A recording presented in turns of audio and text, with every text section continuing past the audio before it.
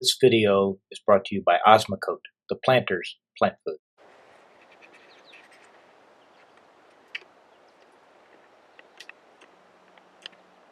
Hi, I'm Marianne Binetti, and today I'm going to talk to you about shade gardening and some things that you could do in your shade garden to keep it looking tidy, especially in the early summer. So I have big trees behind me, and then to transition from the woodland and the trees that are casting all the shade, I use plants like these giant rhododendrons here because they make a great transition from deep dark shade to kind of the front yard area. Now this variety in bloom right here is a very shade tolerant rhododendron called Christmas Cheer.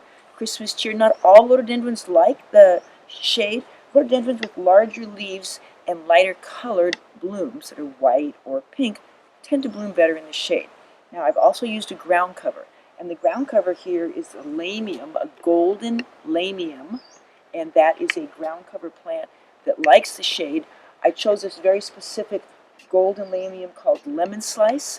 It's also sometimes called golden anniversary lamium because it blends well with the other woodland shade-loving plants, and it lights up these dark spaces. So what I'm going to do now is show you pruning after blooming.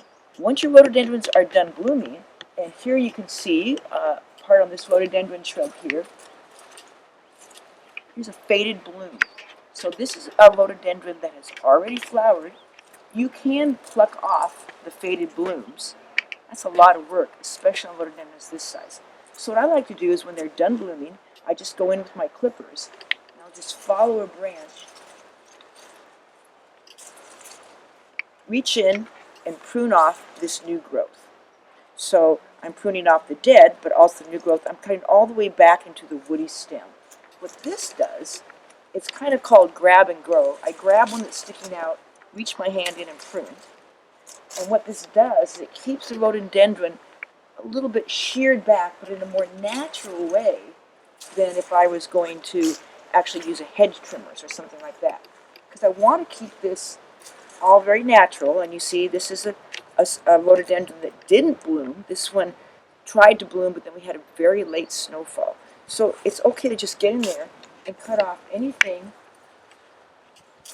that is going to be expanding out too far of your area. Grab and go. Grab something sticking out, stick your hand in, and shortening just one branch at a time. And I'll just go just to the green. Now here's another one. Let's say you don't want to be pruning that much, and this rhododendron here, you can see the new growth candles. Here's the old growth. The new growth candles are kind of taller than this. You just snap those off. You don't even need the pruning shears. So the new growth candles, they snap off quite easily. I just use my thumb and push against them in the opposite direction they're growing. I get this whole nice, soft growth coming off. Because it's a rhododendron, and because it's early summer, and because they finished blooming, removing all these new growth candles are going to encourage more growth, but it'll be a little more tight and evenly spaced. So, easy tips for pruning your rhododendrons. Remember the mantra, pruning after blooming when it comes to your rhododendrons. This is Marianne Binetti with easy answers for great gardens.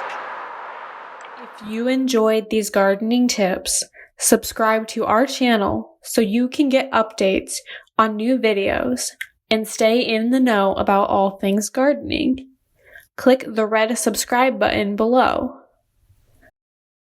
See the description below for more information about how to connect with us on PlantersPlace.com, Facebook, and Instagram.